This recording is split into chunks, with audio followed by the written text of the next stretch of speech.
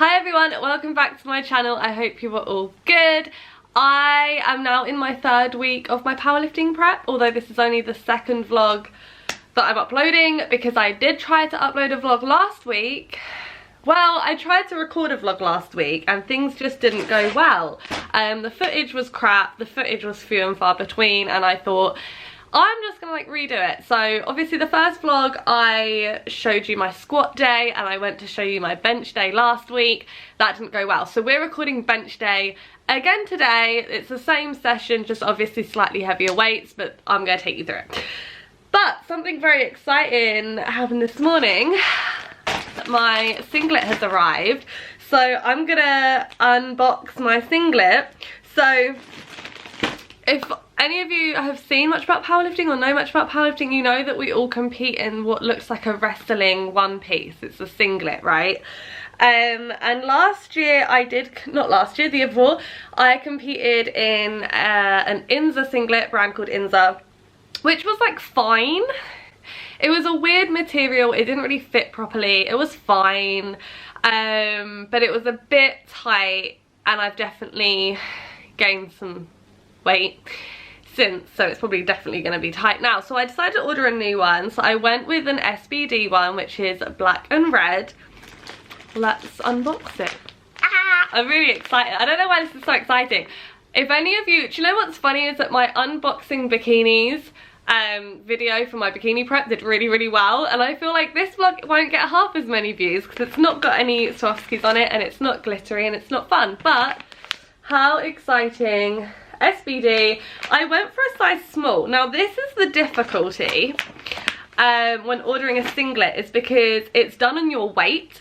So when you order a bikini or you order pretty much any item of clothing, it's pretty much done on your measurements, on your height. Like, just when you buy a singlet, it's done on your weight. I was like borderline, so like size small was like 50 kilo to 60 kilo and medium was 60 to 70. So it's like, do I get a small or a medium? Because I'm in that 60 mark, right?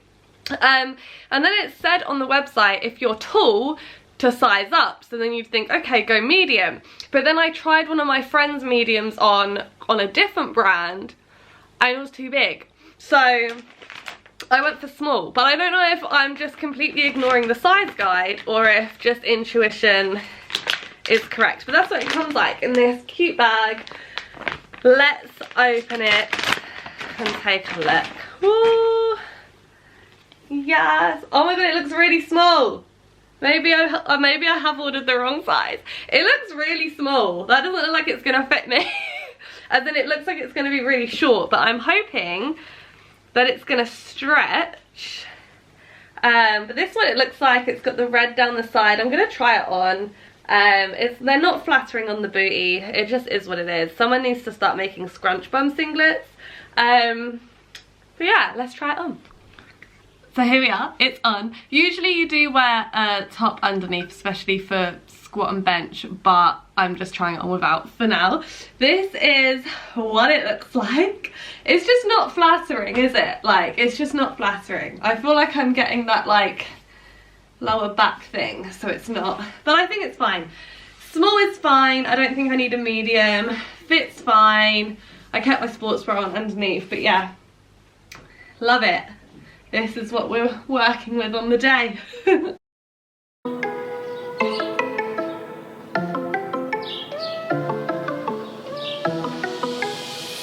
I got blessings falling on me. I got weapons, need no armor. Stat like Tetris, you don't know me. Stat my fatty, you don't know me. Okay, hey now, it's a new kid on the playground. So many bags on me, you would've thought I would get spray ground. Now they know I don't play around. I can hear what you're saying now. I just doubled up my flight miles. Coast to coast, no, they ain't in town.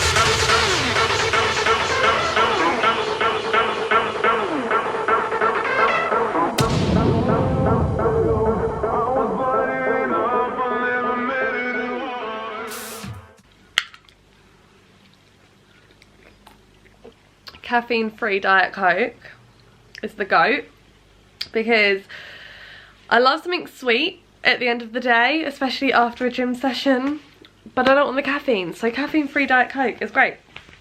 So that was my bench session that I finally managed to film properly, rather than the shambles that I got last week. And you pretty much got to see all of it except for no, I did film pec flies. The pec flies that you saw I superset with press ups, and I'm used to doing that on the pec fly machine, but it was just busy today, so I had to have dumbbells. But that was pretty much the gist of it. Bench, I did 48 kilos for 3 sets of 5, which is a rep PB at 48 kilos. I'm pretty sure on last block I did 5 reps at 47 kilos, so that all important 1 kilo increase on the last block. The one thing I would say about training upper or progressing in strength and also muscularity on your top half, especially as a female, is so much harder for us. Pressing movements in general are hard, and then for us females even harder. So when I say I've progressed 1 kilo on what I would do for 3 sets of 5 between the last block to this block, that is still good, that is still progress. I think a lot of people would hear that and be like, that's barely anything, but for a female, for pushing movements, pressing movements, that is still a decent increase. And I've also been training for a lot of years now, so any increase is a good increase. But yeah, that's kind of, you know, if you're struggling to progress things in the gym, especially on the upper, like, don't stress yourself out. You might actually be progressing more than you think. And you might also think 48 kilos, that's really random. How do you make 48 kilos at the gym? Get yourself some micro plates. We have a bag of micro plates at the gym which have 1/2 kilo, 1/4 kilo, 3/4 kilo and 1 kilo. So you can go up in all sorts of increments. So obviously I set the bar up to 47.5 and then just added 1/4 either side to make 48. But they are really, really helpful, especially for women, for us trying to, you know, get stronger on pressing movements. They are an absolute godsend, so highly recommend those. So yeah, that was pretty much the gist of my bench day. You've seen me try on my singlet today, so that's fun. I've now come home, I've got some more work to do. I'm gonna edit this video, having my caffeine-free Diet Coke. I'm gonna make some content for Instagram. And the other thing I was gonna do is talk a little bit about what I'm doing kind of calorie-wise, making weight and stuff like that. So, I compete in the 60 kilo class. There are many different classes for weights. They go up in 4 kilo increments until you hit 60, then they go up in 7.5 kilo increments. I compete in the 60 kilo class. I usually weigh around 61 to 62, so I drop down to that 60 kilo class. You can do 2 things. You can diet it off by just going into a calorie deficit as you would in any fat loss phase, or you can do a water cut. I'm choosing to just diet it off because if I do a water cut I could actually lose more than that, but I wouldn't quite lose enough to go down into the 56 kilo class. So it's kind of like, I'm just gonna diet it off. It's 1 or 2 kilos, it's not a lot.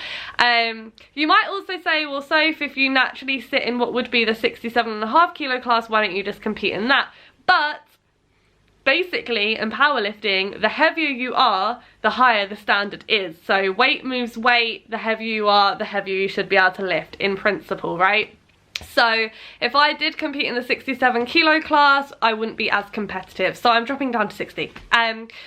So yeah, I am currently on 2,300 calories. I'm doing around 7,000 steps a day. I do 45 minutes of cardio across the week. So far, I've dropped from 62.2 to 61.4-ish. And I'm also due on my period, so I'm hoping that 61.4 is more like 61.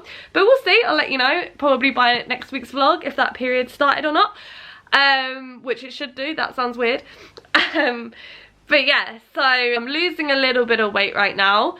Once I hit like 61 on the dot, I'm gonna hold it there until I'm pretty much 2 or 3 weeks out. I still have 6.5 weeks. And I don't need to be continuously losing. It's not a lot of weight to lose. I don't need to be in a deficit for a long period of time. I've put myself in a deficit for the first couple of weeks, get myself down to 61, then I'll bump up food, maintain it for a bit, and then towards the end I'll drop it down. So that's how that's gonna go. So obviously I'm weighing myself pretty much every day so that it's predictable. I'm not weighing myself every day to be annoying with it or because every single day matters. It's just so that I can be predictable. It's a variable that I can predict. If I have to weigh in a certain amount on a certain day, then it's all good information to have. So that's how that works. So yeah, I think I'm gonna leave this here. Thank you so much for watching. Don't forget to like and subscribe. If you have any other questions you'd like me to go over in future vlogs, just comment them down below and I will include those. I hope you have a wonderful rest of your day and I'll see you in the next video.